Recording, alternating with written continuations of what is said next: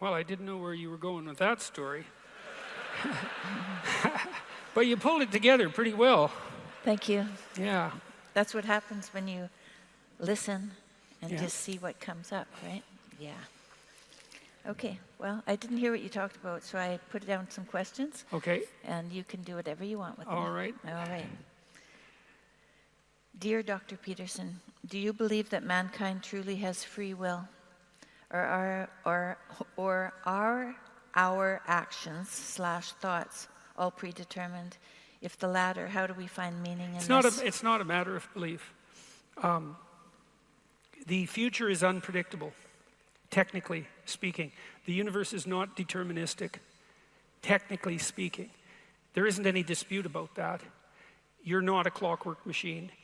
And the reason that we know that is because a clockwork machine can't compute the transforming horizon of the future.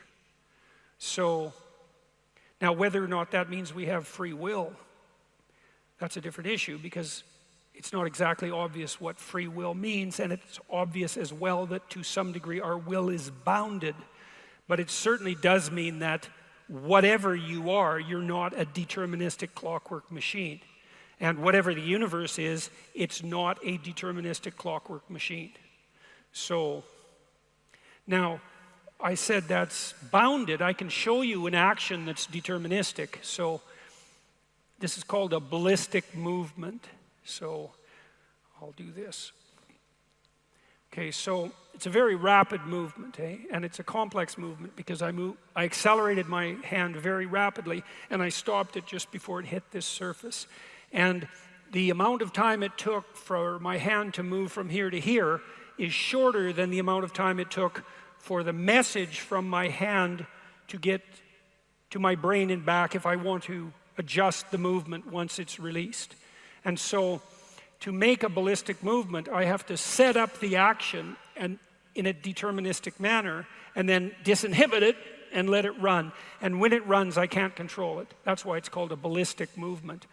A ballistic missile, intercontinental ballistic missile, is ballistic like a bullet because once you shoot it, you can't control what it does. And so it does look like as we implement our actions, the horizon of possibility collapses into a deterministic actuality. But the farther out into the future we look, the less determined our perceptions and actions necessarily become. So, and we don't, well, I'll leave it at that. So,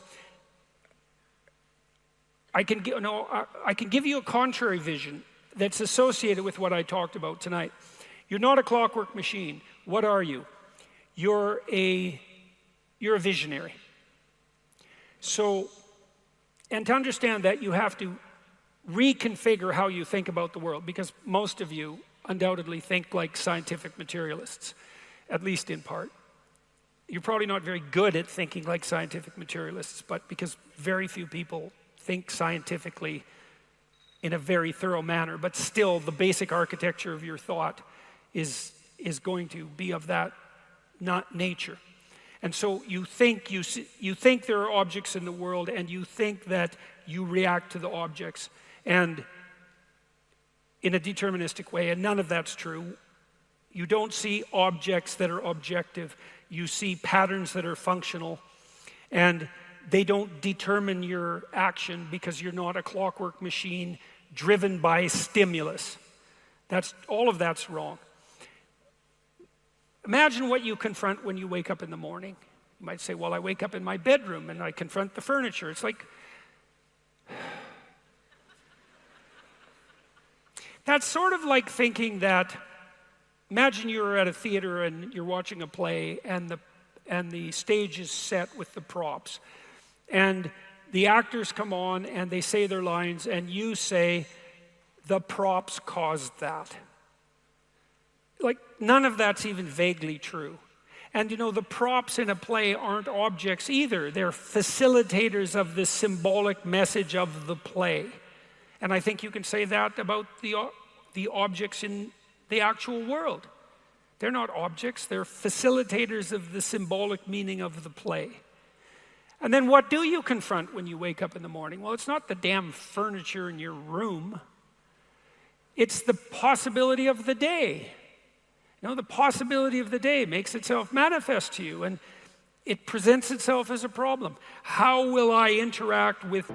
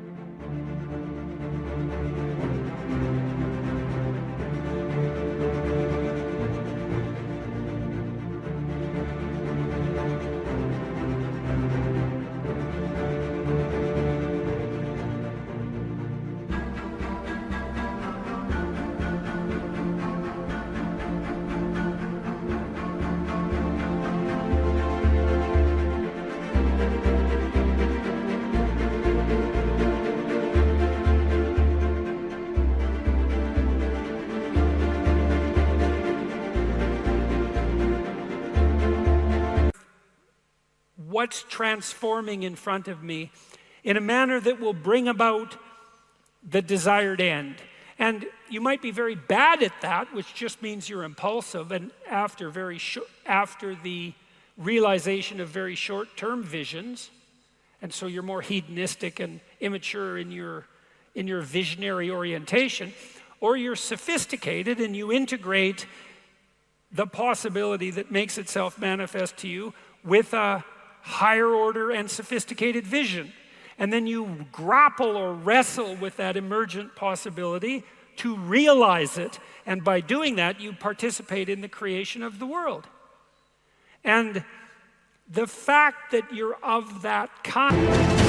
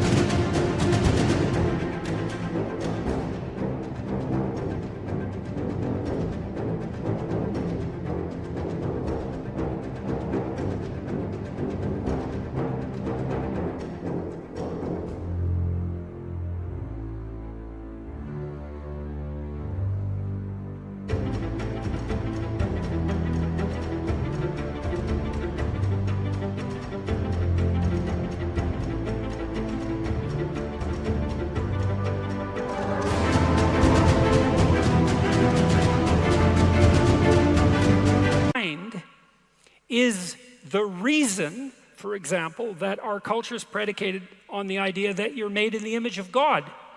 Because God is the spirit that confronts chaos and possibility and transforms it into habitable reality.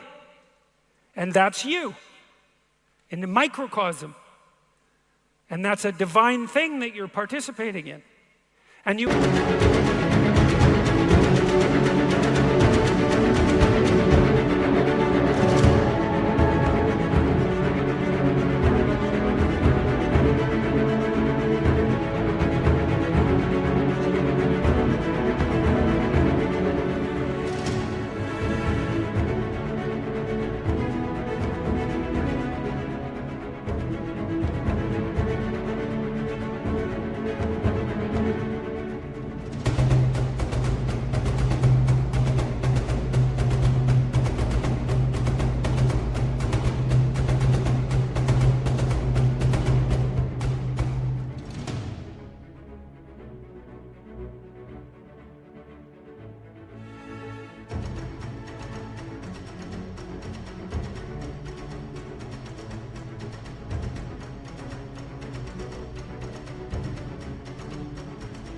You can tell that because if you do it right, it's deeply meaningful. And you can tell that because if you do it right and it's deeply meaningful, the habitable order that you generate from the encounter with chaos and potential is good. And so the word that manifests itself at the beginning of time, the creative word, confronts potential, the tohu vabohu, the wasteland, the the water, the deep, all of that, symbolic representation of potential, uses truth and love to shape that potential and produces the order that is good. And that's why it says in Genesis, repeated over and over after each day.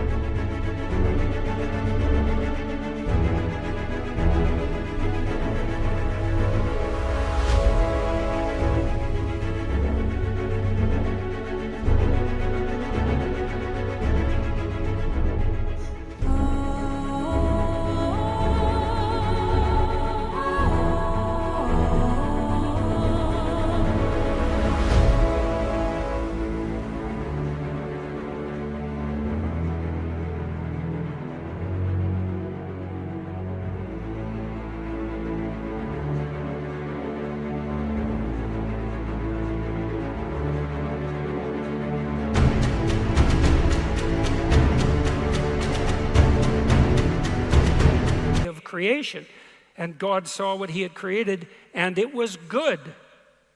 And so if you're oriented properly in your life, when you contend with the transforming horizon of the future, which is the entrance of becoming into being, that's another way of thinking about it, then you contend with that as a high order ethical actor, and you transform that potential into the habitable order that is good. And that's the sine qua non of ethical action. And we all recognize it as such. So that's the answer to that question.